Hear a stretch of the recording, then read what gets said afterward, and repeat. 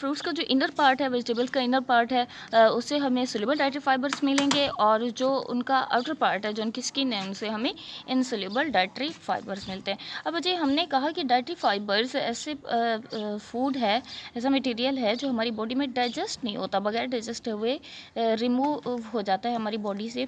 तो फिर हम इसको खाएँ क्यों? यानी डाइटरी फाइबर जब डाइजेस्ट ही नहीं होता हमारी बॉडी में, तो फिर इसको खाने का क्या फ़ायदा है? पहला इसका फंक्शन बताया हुआ है रिलीव्स कॉन्स्टिपेशन। कॉन्स्टिपेशन कहते हैं कब्ज़ को, यानी जब वेस्ट मटेरियल रिमूव करने में प्रॉब्लम होती है तो उस बीमारी को नाम देते हैं कॉन्स्टिपेशन का, कब्ज़ का। तो कब्ज़ से हमें निजात कौन दिलाता है? Dietary fibres. तो कब्ज़ की वजह से, कॉन्स्टिपेशन की वजह से और कई बीमारियां होती हैं, तो उनसे भी हम बच जाएंगे। जो सोल्यूबल डाइटरी फाइबर्स हैं, ये ब्लड कोलेस्ट्रॉल कम करते हैं। कोलेस्ट्रॉल किसको कहते हैं बच्चे? लिपिड्स की एक टाइप है कोलेस्ट्रॉल। तो ब्लड कोलेस्ट्रॉल को कम करने में भी सोल्यूबल डाइटरी फाइबर का बहुत बड़ा रोल है। उसके अलावा शुगर लेवल को भी कम करता है, यानी डायबिटीज़ भी नहीं होगी। जो बंदा सोल्यूबल डाइटरी फाइबर लेता है उसको डायबिटीज़ नहीं होगी, क्योंकि सोल्यूबल डाइटरी फाइबर क्या कर रहे हैं? शुगर लेवल को कम कर रहे हैं। जो इनसोल्यूबल डाइटरी फाइबर्स हैं, speed up the movement of carcinogens. Carcinogens सबसे पहले तो आपको ये पता होना चाहिए, कार्सिनोजेंस क्या है? Cancer causing agent. ऐसी तमाम चीज़ें जिनसे कैंसर होता है, ऐसे केमिकल्स जिनसे कैंसर होता है, उनको क्या नाम देते हैं? कार्सिनोजेंस का।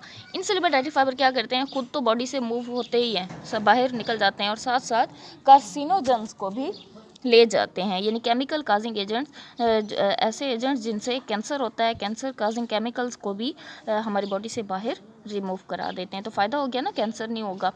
यहाँ पर एक और MCQs लिखा हुआ है, या आपसे शॉर्ट क्वेश्चन भी पूछा जा सकता है, ज़रूरी नहीं है कि MCQs आए, शॉर्ट क्वेश्चन भी पूछ सकते हैं। फाइबर सप्लीमेंट जैसा कि इसबगोल, फाइबर सप्लीमेंट जैसा कि इसबगोल डॉक्टर्स जो है वो रेकमेंड करते हैं, फिजिशियंस यानी डॉक्टर रेकमेंड करते हैं। किस लिए रेकमेंड करते हैं? जिस बंदे को कॉन्स्टिपेशन हो, तो उस बंदे का इलाज करने के लिए डॉक्टर्स कहते हैं कि इसबगोल हस्क, यानी इसबगोल का छिलका जो है वो पानी में डालकर आप पिएँ, तो कॉन्स्टिपेशन से आपको निजात मिलेगी। उसके अलावा कोलेस्ट्रॉल लेवल बढ़ा हुआ है, तब भी आप इसबगोल हस्क, इसबगोल का छिलका जो है वो पानी में मिलाकर पिएँ, तो कोलेस्ट्रॉल लेवल भी कम हो जाएगा। नेक्स्ट आज बच्चे पेज नंबर 151 पर बैलेंस डाइट के बारे में बताया हुआ है। बैलेंस डाइट किसको कहते हैं? 8th क्लास में आपने पढ़ा होगा, छोटी क्लासेस में भी जो है बैलेंस डाइट का बार बार जिक्र किया जाता है। बैलेंस डाइट ऐसी डाइट को कहते हैं जिसमें तमाम ज़रूरी न्यूट्रेंट्स हों, यानी ऐसे न्यूट्रेंट्स जिनकी हमें ज़रूरत है वो एक करेक्ट प्रोपोर्शन में। करेक्ट प्रोपोर्शन का क्या मतलब है? सपोज़ किसी को चिकन पसंद है तो वो सिर्फ चिकन ही खाता रहेगा, सब्ज़ी है तो उसमें भी चिकन, राइस है तो उसमें भी चिकन, हर चीज़ में बस चिकन चिकन। तो इस तरह से नहीं करना चाहिए, एक करेक्ट प्रोपोर्शन लेना चाहिए, यानी हर चीज़ खानी चाहिए। 4 ग्रुप्स हैं हमारे पास फूड के, जिसमें एक तो आ गया सब्जियां, दूसरा दालें, दूध, अंडे, गोश्त। तो ये सारी चीज़ें जो हैं आपको एक करेक्ट प्रोपोर्शन में लेनी चाहिए। तो इसको हम क्या कहेंगे? ऐसी डाइट को, ऐसी खुराक को हम क्या कहेंगे? बैलेंस डाइट कहेंगे। यहाँ पर एक चार्ट बनाया हुआ है जिसमें बताया हुआ है जो ब्रेड है, रोटी है खाते हैं, उसमें कार्बोहाइड्रेट कितना है, लिपिड्स कितना है और प्रोटीन कितना है। तो ये आपसे MCQs में पूछा जा सकता है कि एग्स हैं, उसमें कार्बोहाइड्रेट कितना है लिपिड कितना है और प्रोटीन कितना है। और यहाँ पर देखिए बच्चे, अगर हम थोड़ा सा नोटिस करें तो सबसे ज़्यादा कार्बोहाइड्रेट किसके अंदर है? रोटी के अंदर, वो जो हमें बिल्कुल भी पसंद नहीं है। तो रोटी आपको खानी चाहिए लाजमी, क्योंकि रोटी ब्रेड के अंदर क्या है? कार्बोहाइड्रेट्स कितने? 52%, सबसे ज़्यादा कार्बोहाइड्रेट। लिपिड्स की बात करें तो सबसे ज़्यादा लिपिड्स किसके अंदर है? बटर के अंदर, 81%। प्रोटीन्स की बात करें तो सबसे ज़्यादा प्रोटीन किस में होती है? चिकन में, 20%। वैसे ओवरऑल ये आपको सारी परसेंटेज याद होनी चाहिए, यहाँ से आपसे MCQs पूछा जा सकता है। नेक्स्ट बच्चे, relation of balance diet with age, gender and activity.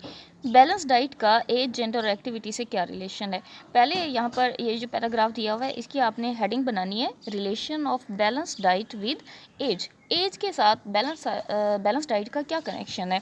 तो जब बच्चे की ग्रोइंग पीरियड होता है, यानी बच्चे की ग्रोथ हो रही है, उसका कद बढ़ रहा है, तब मेटाबॉलिक रेट भी ज़्यादा होता है बॉडी का। तो उस बच्चे को ज़्यादा से ज़्यादा ऐसी बैलेंस डाइट चाहिए जिसमें एनर्जी, जिसमें प्रोटीन ज़्यादा है, ज़्यादा से ज़्यादा एनर्जी है। जो एडल्ट्स हैं, जब बच्चा बड़ा हो गया है, यानी एडल्ट बन गया है, बालिग हो गया है, तो उसको कम प्रोटीन की ज़रूरत है। लेकिन लड़का या लड़की जो ग्रोइंग एज में है, यानी अभी उनकी ग्रोथ हो रही है, तो उनको प्रोटीन ज़्यादा चाहिए। और बच्चे हैं तो जो बहुत छोटे हैं, तो बच्चों को ऐसी खुराक चाहिए, ऐसी बैलेंस डाइट चाहिए जिसमें